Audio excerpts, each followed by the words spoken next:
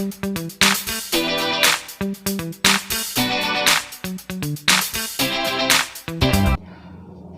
And namaste everyone, welcome to our YouTube channel Vocab Tricks by Ashish Shivhare. जैसा कि आप जानते हैं कि कल से हमने एक नई सीरीज़ शुरू की है प्रेपोजिशन की, और इसमें लगभग मैं 10 से 11 एपिसोड टोटल बनाऊंगा और हर एपिसोड में आपको 30 क्वेश्चंस दिए जाएंगे, यानी कि हम लगभग 300 से भी ज़्यादा क्वेश्चंस को कवर करेंगे। और ये सभी क्वेश्चंस पिछले परीक्षाओं में आ चुके हैं, चाहे वो MPSI हो, चाहे वो व्यापम की कोई भी अन्य परीक्षा हो, और ये सभी क्वेश्चंस अन्य राज्यों के लिए भी बहुत काम आने वाले हैं। ठीक है, तो चलिए आज का एपिसोड अब शुरू करते हैं विदाउट वेस्टिंग टाइम।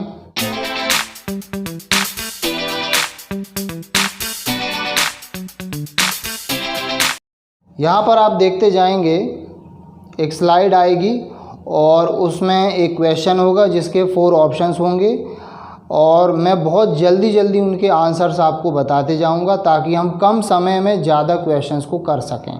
ठीक है, अगर आप थोड़ा और ज़्यादा समय चाहते हैं तो आप वीडियो को पॉज करके सोच समझ के आंसर लगा सकते हैं। ठीक है, और यदि आप एक नोटबुक लेकर बैठें तो और भी अच्छा होगा। ठीक है, चलिए शुरू करते हैं। तो पहला क्वेश्चन ये रहा आपके सामने 1000 रुपये के लिए। You are going blank your house. Options हैं at, of, from, to. So the correct answer is to. कल के एपिसोड में भी इस तरह का एक सवाल था। हम जानते हैं कि जो गो या कम जैसी मोशन वर्ब्स होती हैं तो उसमें हम टू लगाते हैं, क्योंकि टू पहुंचने का प्रेपोजिशन होता है। ओके, चलिए क्वेश्चन नंबर 2 है ही केम हेयर ब्लैंक 8। ऑप्शंस हैं इन, बाय, एट, ऑन। ठीक है, बहुत आसान है। जिन लोगों ने कल का एपिसोड देखा है उनके लिए बहुत आसान रहेगा। The correct answer is at 8, क्योंकि ये क्या बता रहा है, क्लॉक टाइम। क्लॉक टाइम में हम क्या लगाते हैं, एट लगाते हैं। जैसे आई वेक अप एट 6 o'clock। ठीक है, लेट अस मूव। नेक्स्ट है He went to Agra blank bus। Options हैं by, from, with, to। Yes, the correct answer is by bus. Very well done. तो मीन्स ऑफ ट्रांसपोर्टेशन बता रहा है ये। चलिए अगला देखते हैं। He cut his finger blank a knife। Options हैं by, from, with, to।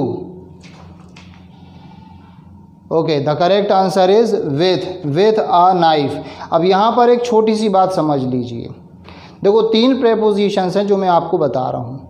एक है बाय, इन, विथ। इन तीनों को हम साथ में देख लेते हैं। एक रूल है जो आपको काम आएगा। जब हम मीडियम बताते हैं, माध्यम बताते हैं, तो इन प्रेपोजिशन का यूज़ करते हैं। अब माध्यम का मतलब क्या होता है, जैसे मान लीजिए मैं यदि कुछ भी लिखता हूँ, मान लो मैं ये जो वाइट बोर्ड है इसमें लिखूँगा, तो मैं किस माध्यम से लिखूँगा। आप सोचेंगे मैं मार्कर पेन का उपयोग करूँगा, लेकिन मार्कर पेन मीडियम नहीं है, वो एक टूल है, औजार है, और टूल में आता है विथ। तो फिर मीडियम कहाँ गया, मीडियम है इंक। तो यदि खालिस्तान के बाद कहीं पर इंक का यूज़ होता है मान लीजिए, या इंक जैसी कोई भी मीडियम हो, उस पर आपको क्या लगाना है, इन। और अगर टूल आ जाए, औजार आ जाए, जैसे मैं मार्कर पेन से लिखता हूँ, मैं जेल पेन से लिखता हूँ, मैं ब्रश से ऐसा करता हूँ, मैं हथौड़े से ऐसा करता हूँ, ये टूल्स हैं, तो इनमें क्या लगेगा, विथ। और बाय किस में लगता है, बाय लगता है एजेंट में। जैसे मैं दाएं हाथ से लिखता हूं तो ये एजेंट हो गया, डूअर हो गया। तो मैं फिर से आपको बता दूं कि इन लगेगा मीडियम में, विथ लगेगा टूल में। यहाँ पर देखो नाइफ है, चाकू, चाकू क्या है, औजार है। ठीक है, और डूअर जो होगा, या डूअर क्या होता है, करने वाला, कर्ता जो है, एजेंट जो है, उसमें बाय लगेगा। कुछ एग्जाम्पल सुन लीजिए, आपको काम आएंगे। He wrote the letter in black ink। He wrote the letter in black ink। उसने काली स्याही से पत्र लिखा। तो देखो यहाँ ब्लैक इंक आ गया, तो हमने क्या उपयोग किया, इन। अब देखो he wrote the letter by the right hand, देखो बाय लग गया, उसने दाहिने हाथ से पत्र लिखा। फिर देखो he wrote the letter blank a gel pen, तो वे था जेल पेन, तो वहाँ इंक था तो इन लगा लिए हमने, ठीक है। पेन आया विथ लगा लिया हमने, औजार है। हाथ आया हमने क्या लगा लिया, बाय। भाई जैसे राम किल्ड रावण, तो Ravan was killed by Ram, हमने बाय क्यों लगाया, डूअर है, करता है, एजेंट है ना। अच्छा एक बात बताइए, जैसे मान लो क्वेश्चन है कि उसने खून से पत्र लिखा, he wrote the letter blank blood, तो ब्लैंक में क्या आएगा, इन, बिल्कुल सही। He wrote the letter in blood. अब देखो हिंदी हमें कैसे कंफ्यूज कर सकती है, हिंदी में सभी जगह से लग रहा है, से। उसने खून से पत्र लिखा, उसने पेन से पत्र लिखा, उसने दाएं हाथ से, तो सब जगह देखो से आ रहा है। लेकिन इंग्लिश में अलग अलग स्थिति में आपको अलग अलग प्रेपोजिशन का यूज़ करना होगा। I hope you must have understood the point. चलिए अगला क्वेश्चन देखते हैं। क्वेश्चन नंबर 5 है, it is 5 minutes blank 7। Options हैं बाय, ऑफ, फ्रॉम, टू। जल्दी से आंसर सोचिए। The correct answer is to. देखो जब भी हम टाइम बताते हैं, जब कोई पूछता है ना कि भाई कितने बज गए हैं, व्हाट इज़ द टाइम, तो आपने कहा इतने बजकर इतने बज गए हैं, या इतने बजने को इतने मिनट्स बाकी हैं, तो हम ऐसी स्थिति में टू या पास्ट का उपयोग करते हैं। टू होता है बजने को और पास्ट होता है बजकर। जैसे यदि आपको कहना है कि 4:20 हो गए हैं, तो इट इज़ 20 minutes past 4, या शॉर्ट में कहेंगे इट इज़ 20 past 4।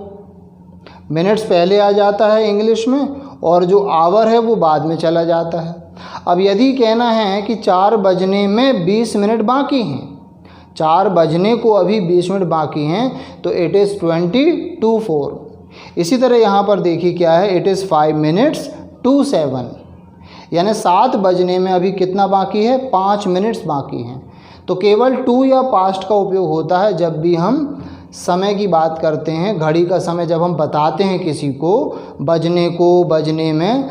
और यहाँ देखो ऑप्शन में पास्ट तो है ही नहीं, ठीक है। क्वेश्चन नंबर 6 देखते हैं अब। The students have been reading the book blank 2 hours for, since, to, from. जल्दी सोचें क्या होगा answer. The correct answer is for 2 hours। देखो परफेक्ट कंटिन्यूअस में हम सिंस या फॉर का यूज़ करते हैं, ठीक है, ये तो आपने टेंस में पढ़ा ही होगा।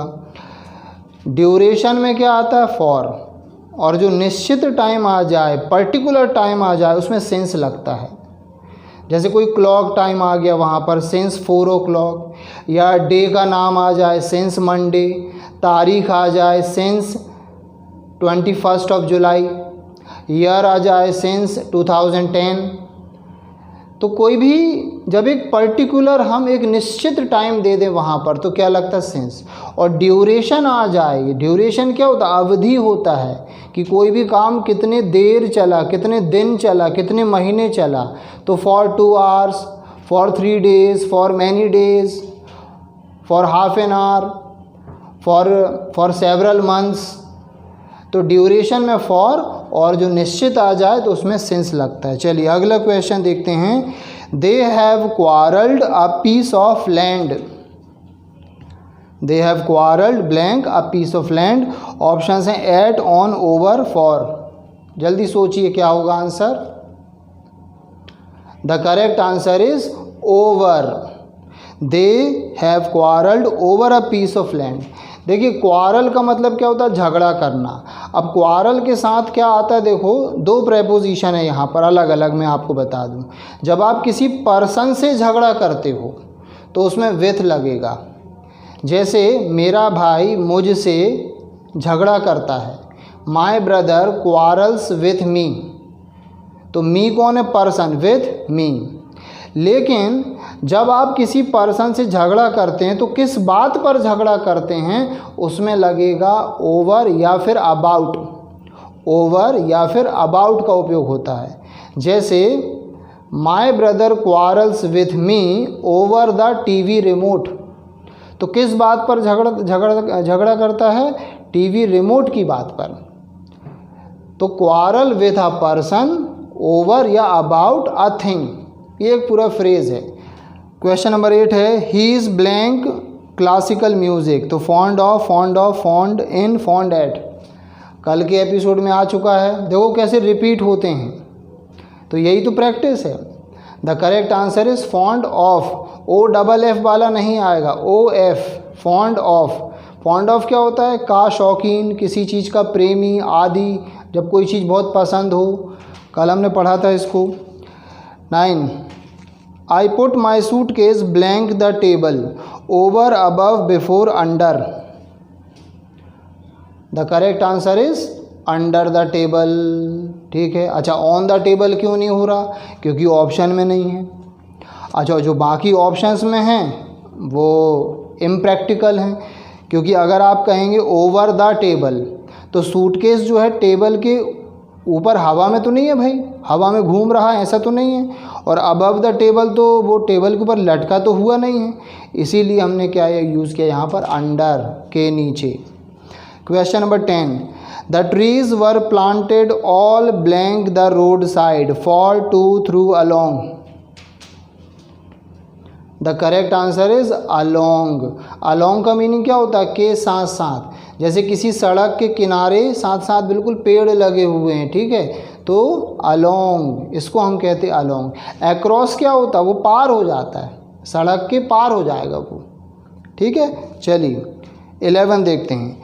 Every Indian should blank the success of Indian economy, तो contribute to, contribute on, contribute at, contribute through.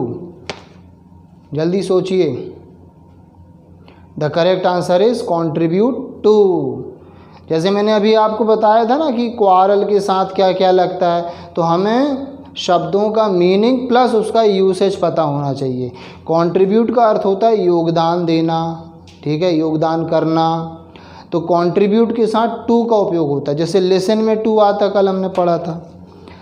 The serpent, question number 12 है the serpent was killed blank I stick. जल्दी सोचिए, जल्दी सोचिए। With, by, from, through, the correct answer is with. देखो सांप को छड़ी से मारा गया, तो छड़ी क्या है यहाँ पर, औजार है, तो औजार है इसलिए यहाँ पर आ गया विथ। अगर यहाँ कोई पर्सन आ जाता, जैसे the serpent was killed bye Raju, तो बाय लग गया, लेकिन यहाँ पर क्या टूल है, औजार है, इसलिए हमने विथ का यूज़ किया है। Number 13 there was a fight blank Ravi and Rohit, तो बिटवीन, अमंग, इन, ऑन। ठीक है, बहुत इजी है, कल भी आया है। The correct answer is between, between यानी दो के बीच। Next 14 I don't like walking alone blank the streets blank midnight. अब यहाँ देखो दो दो ब्लैंक्स हैं और हर ऑप्शन में आपको दो दो प्रेपोजिशन मिलेंगे, कभी कभी आपको 3-3 ब्लैंक्स मिलेंगे भाई। आपने अगर प्रीवियस पेपर देखे होंगे व्यापम की परीक्षाओं के, तो एक एक क्वेश्चन में कहीं कहीं 3-3 खालिस्तान है भाई। लेकिन जब 2 या 3 खालिस्तान होते हैं तो मामला कठिन नहीं बल्कि और ही आसान हो जाता है, क्योंकि अगर आपको 2 में से 1 बन रहा है तो जोड़ी देख लो कौन सी है वहाँ पर। जैसे देखो यहाँ पर दिया हुआ है खालिस्तान के बाद द स्ट्रीट्स और वहाँ मिडनाइट। अब मिडनाइट सबको पता होता है कि नाइट हो चाहे मिडनाइट हो, उसमें एट आता है, क्योंकि वो छोटा टाइम बता रहा है ना। तो देख लो एट आखिरी में किस ऑप्शन में है, पहले ऑप्शन में नहीं है, एट और इन दिया हुआ है, दूसरे ऑप्शन में इन है, तीसरे में है इन और एट, मतलब हमको आंसर मिल गया। आंसर है सी, इन और एट, यानी पूरा क्या हो जाएगा, इसको पढ़ लेते हैं एक बार। I don't like walking alone in the streets at midnight. 15 देखते हैं। What is the time blank your watch, आपकी घड़ी में कितना बज गया है, ऐसा पूछते ना हिंदी में। तो by, with, in, on, the correct answer is by. अब देखो हिंदी से कंफ्यूज नहीं होना है। कई बार हम हिंदी में ऐसा पूछते हैं कि आपकी घड़ी में कितना बजा है, तो मैं के लिए दिमाग में इन लगेगा, लेकिन यहाँ पर जो करेक्ट आंसर है बाय। क्यों? क्योंकि बाय बताता है कई बार के द्वारा, अकॉर्डिंग टू, के अनुसार। जैसे कि एग्जाम्पल है by law you are a child, कानून के हिसाब से आप बच्चे हो, बाय लॉ। तो ऐसे ही बाय योर वॉच, आपकी घड़ी के अनुसार कितना बजा है। क्वेश्चन नंबर है 16, let us aim blank producing something original on at to in. The correct answer is at. देखो एम एट होता है, ये भी एक फ्रेज हो गया। एम एट, निशाना साधना, लक्ष्य साधना, M eight. 17, in spite of these warnings he persisted blank coming late with at on in. The correct answer is in. देखो persist क्या होता है? कंटिन्यू। जब कोई व्यक्ति किसी काम में लगा रहता है, जारी रहता है उस काम में, तो हम उसको बोलते हैं persist in। persist के साथ क्या लगता है? in, जोड़ी लिखते चलेंगे आप चाहें तो। Then the next is the strike was called blank the day before yesterday. Off, back, up. The correct answer is off, OFF। देखो कॉल ऑफ जो होता है एक फ्रेजल वर्ब है, जिसका मतलब है कैंसिल कर देना, तो स्ट्राइक को कैंसिल कर दिया गया।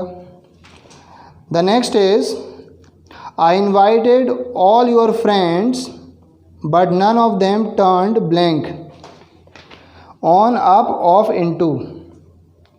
यहाँ भी फ्रेजल वर्ब का कमाल है। The correct answer is up. Turn up का मतलब क्या होता है? टर्न अप मतलब कहीं पहुँचना, कहीं आना, अराइव। ये कह रहा है कि मैंने तुम्हारे सभी दोस्तों को बुलाया लेकिन उनमें से कोई नहीं आया, तो turn up. 20, I issued N order but the court turned it blank, up, down, out, away. The correct answer is down. देखो टर्न समथिंग डाउन, इसका मीनिंग क्या होता है? इसका मीनिंग होता है कोई चीज़ कैंसिल कर देना, खारिज कर देना। और टर्न समथिंग डाउन का एक और मतलब होता है धीमा करना। अगर आप किसी म्यूज़िक को धीमा करना चाहते हो, टेलीविज़न के वॉल्यूम को धीमा करना चाहते हो, उसमें भी आप टर्न डाउन का यूज़ कर सकते हो। 21, jealousy was his motive blank attacking me, in, at, for, off. The correct answer is for। देखो मोटिव क्या होता है? उद्देश्य, लक्ष्य। इसमें क्या आएगा? for, क्योंकि उद्देश्य बताने में हम for लगाते हैं, तो उसका उद्देश्य क्या था? for attacking me। और देखो अटैकिंग में ing भी लगा है। 22, I have some acquaintance blank French। Options हैं at, on, for, with. The correct answer is with. देखो अक्वेंटेंस क्या होता है? जान पहचान, फैमिलियरिटी होता ना जैसे, तो दोनों में विथ आता है। Acquaintance with a person, familiarity with a person, दोनों में विथ। तो परिचय, जान पहचान। आई हैव ग्रेट, 23 है, I have great fondness blank poetry. Fondness याद करो, कल बताया था। About, in, for, to. The correct answer is for. कल हमने देखा था love for, fondness for, respect for, regard for, affection for, तो fondness for. Okay 24, he has been recently discharged blank the army, of, by, to, from. The correct answer is from. उसको army से discharge कर दिए। देखो कल हमने पढ़ा था टू पहुंचने का प्रेपोजिशन है, फ्रॉम छूटने का प्रेपोजिशन है ना। जैसे मैं एक एग्जांपल आपको देता हूँ, I gave money to Raju. मैंने राजू को पैसे दिए, पैसे कहाँ पहुँचे? राजू के पास। I gave money to Raju. अब देखो अगला, I took money from Raju. मैंने राजू से पैसे लिए, तो पैसा कहाँ से छूटा? राजू से। आई टुक मनी फ्रॉम राजू। तो फ्रॉम होता है छूटने का, टू होता है पहुंचने का। Question number 25, when he alighted blank the car he was welcomed with open arms, on, at, from, by, and the correct answer is from. देखो अलाइट का मीनिंग क्या होता है? उतरना, किसी भी गाड़ी से उतरना। तो अगर आप किसी भी गाड़ी से उतर रहे हो तो उससे आप छूट रहे हो, है ना, सेपरेट हो रहे हो, तो फ्रॉम, अलाइट फ्रॉम। इसी तरह गेट डाउन फ्रॉम भी होता है, कहीं से उतरना। नेक्स्ट है 26, he is abhorrent blank dowry system, for, at, to, of, and the correct answer is to. देखो एबहॉरेंट क्या है? एक एडजेक्टिव है, इसकी वर्ब होती है एबहॉर। एबहॉर का मतलब होता है नफ़रत करना, ठीक है। और जब कोई पर्सन एबहॉरेंट होता है यानी वो नफ़रत करता है, अब जिसके प्रति उसके अंदर नफ़रत है उसमें टू लगेगा। जैसे I am abhorrent to crimes, I am abhorrent to violence, तो टू ये निश्चित है, इसको लिख लीजिए। Number 27, he was accused blank theft and later found convicted, तो of, with, on, by, and the correct answer is of. देखो accuse क्या होता है? आरोप लगाना। तो आप जिस पर किसी चीज़ का आरोप लगाते हो उसमें ऑफ आता है। पूरा फ्रेज होता है एक्यूज समबडी ऑफ समथिंग, किसी पर किसी चीज़ का आरोप लगाना, ठीक है। जैसे he accused me of the theft, और पैसिव क्या हो जाएगा? I was accused of the theft. Question number 28, the students threw a stone blank the bus and it knocked the glass blank, तो एट और ऑफ है। देखो इसमें भी दो दो खालिस्तान दे दिए हैं, इन और आउट है, ऑन, डाउन है, फ्रॉम, अवे है। द करेक्ट आंसर क्या होगा? जल्दी बताएंगे। The correct answer is at और ऑफ, ठीक है। देखो क्या है, एक चीज़ से समझो आप, कोई भी एक खालिस्तान को पकड़ सकते हो। The students threw a stone at the bus, किस तरफ फेंका? एट द बस, ठीक है। और उसने क्या किया? गिलास को तोड़ दिया। ये जो ओ डबल एफ होता है ना, ये भी क्या बताता है? सेपरेशन, कोई चीज़ किसी से अलग हो गई। जैसे ही जम्प्ड ऑफ द टेरेस, वो छत से कूद गया, मतलब छत से अलग हो गया ना, और दुनिया से भी अलग हो गया ना, तो इसको हम कहते हैं ऑफ, ओ डबल एफ, ठीक है। चलिए अगला देखते हैं, question number 29, a man is blank the company he keeps, तो known for, known by, known to, known of. The correct answer is known by. A man is known by the company he keeps, ठीक है। कुछ लोगों ने known to रटा होगा। देखो known to कब आता है? जब कोई पर्सन या वस्तु किसी से फैमिलियर हो, ज्ञात हो उसको, है ना। जैसे एक एग्जाम्पल है, I am known to him. I am known to him का मतलब है I am familiar to him, ठीक है। या this truth is known to me, ये सच मुझे पता है। तो जब किसी को कोई चीज़ ज्ञात होती है तब हम उसमें नोन टू का यूज़ करते हैं। और ये एक प्रोवर्ब है, ये कह रहा है अ man is known by the company he keeps, यानी मनुष्य उस संगत से जाना जाता है जिसको वो रखता है, यानी मनुष्य अपनी संगति से जाना जाता है। Question number 30, our plane stopped blank Delhi on the way to Kashmir, in, across, at, sorry by, at. Correct answer, the correct answer is at Delhi. Our plane stopped at Delhi on the way to Kashmir. अब देखो वैसे आप में से बहुत से लोगों ने ऐसा नियम पढ़ा होगा कि बड़े शहरों में हम इन लगाते हैं, लेकिन यहाँ दिल्ली में इन क्यों नहीं आया? क्योंकि यहाँ पर आप देखो प्लेन की बात हो रही है, छुपा हुआ है। क्या छुपा हुआ है? कि हमारा प्लेन दिल्ली में रुका, तो दिल्ली में कहाँ रुका होगा? एयरपोर्ट में। तो एयरपोर्ट एक छोटी जगह है, तो जब वहाँ पर छिपा हुआ कुछ ऐसा हो तो आपको तो ऐट लगाना ही पड़ेगा। मीनिंग पर डिपेंड करता है सब, ठीक है। तो आई होप आपको ये सभी 30 क्वेश्चन समझ में आए होंगे, ठीक है। और प्लीज़ इस वीडियो को लाइक और शेयर ज़रूर कीजिए, और यदि आप चैनल पर न्यू हैं तो हमको सब्सक्राइब भी कर लीजिए। और keep watching, let us finish, see you soon.